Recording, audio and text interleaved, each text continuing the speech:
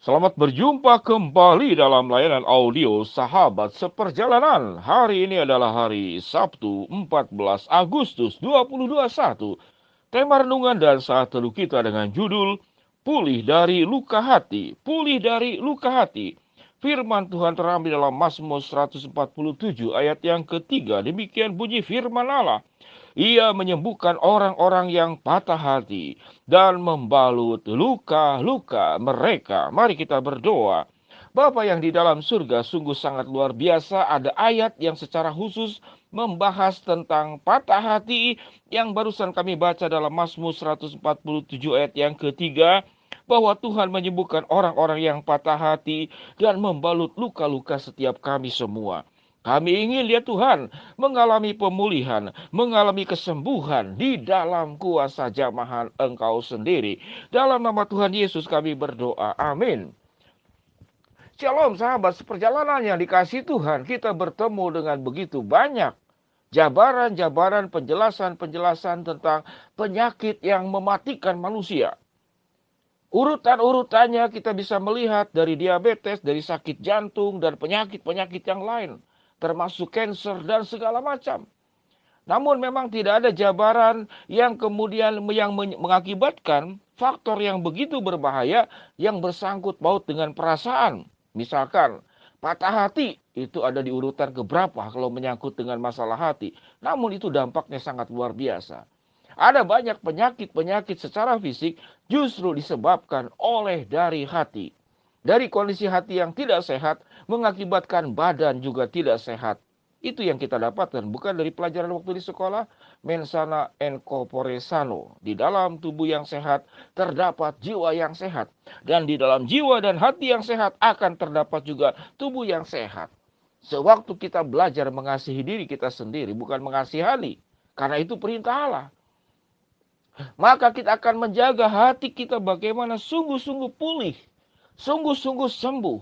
Sungguh-sungguh sehat. Yang terutama dari masalah luka hati. Mazmur 147 ayat yang ketiga dikatakan, ia menyembuhkan orang-orang yang patah hati dan membalut luka-luka mereka. Dalam Mazmur 143 ayat yang ketujuh, ini mirip-mirip ayatnya. Jawablah aku dengan segera ya Tuhan. Sudah habis semangatku. Jangan sembunyikan wajahmu terhadap aku. Sehingga aku seperti mereka yang turun ke liang kubur. Jadi Mazmur mencatat tentang gambaran diri manusia yang terungkap di dalam kata-kata, jawablah aku dengan segera ya Tuhan, sudah habis semangatku, jangan sembunyikan wajahmu terhadap aku, sehingga aku seperti mereka yang turun ke liang kubur. Itu Mazmur 143 ayat yang ke-7, dan jawabannya Mazmur 147 ayat yang ketiga. Kalau kita susun secara kalimat, persoalan hidup manusia adalah Mazmur 1437. Jawaban hidup manusia adalah Mazmur 1473. Jadi dibalik. 1437 jadi 1473. Cukup menarik berbicara tentang angka-angka dan ayat-ayat di dalam Alkitab ini. Alkitab berkata, ia menyembuhkan orang-orang yang patah hati dan membalut luka-luka mereka. Sahabat seperjalanan. Engkau boleh dan itu adalah wajar engkau cantumkan apa yang membuat engkau patah hati. Cantumkan di dalam kertas satu lembar sebanyak-banyaknya. Maka saya sebagai hamba Tuhan akan menolong sahabat seperjalanan. Bagaimana bisa pulih dari luka hati. Dari patah hati. Cantumkan sebanyak-banyaknya apa yang engkau kecewakan. Dan bawa itu ke dalam Tuhan. Jangan engkau genggam sendiri. Jangan engkau remas sendiri. Jangan engkau simpan di dalam hatimu. Engkau kecewa terhadap siapa? Engkau patah hati oleh siapa?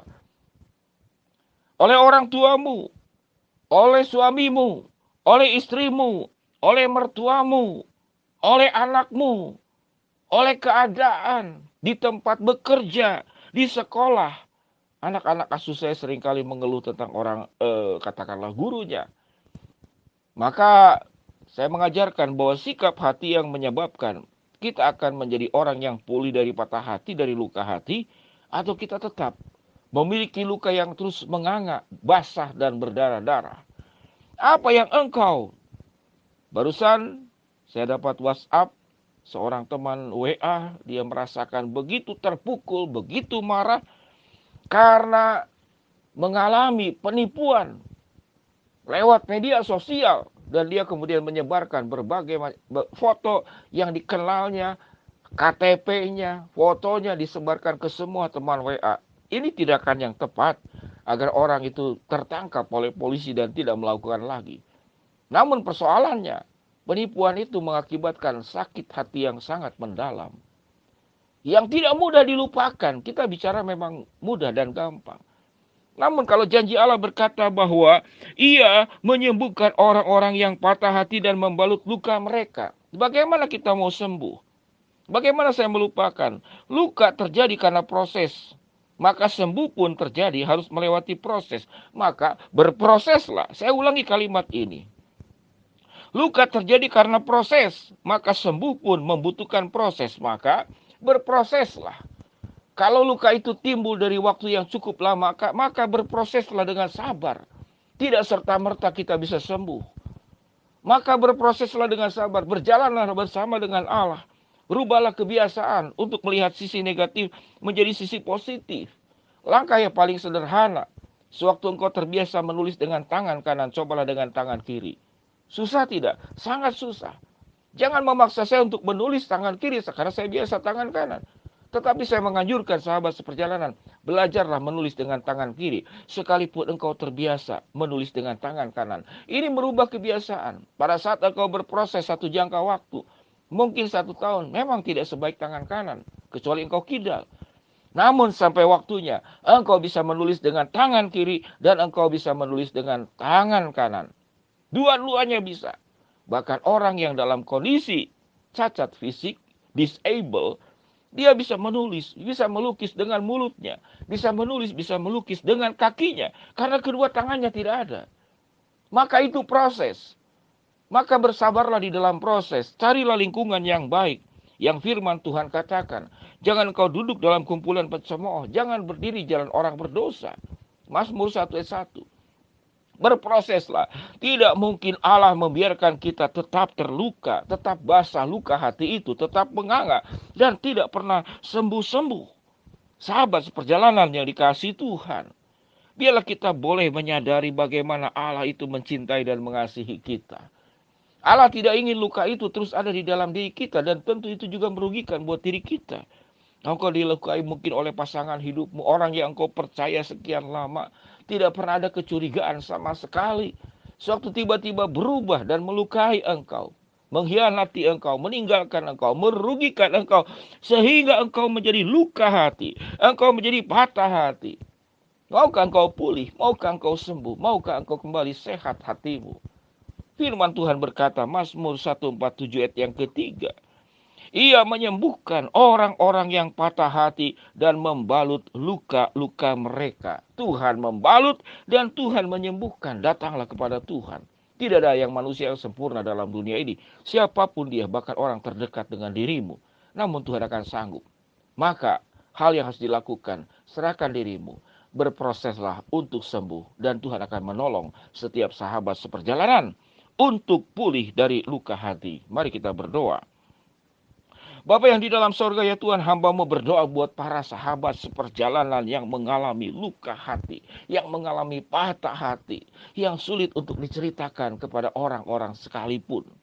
Namun Tuhan Allah yang sangat mengerti dan memahami keadaan diri kami masing-masing. Dan janji firman Allah dalam Mazmur 147 ayat yang ketiga, Ia yaitu Tuhan menyembuhkan orang-orang yang patah hati dan membalut luka-luka mereka. Membalut luka-luka akibat patah hati, akibat luka hati.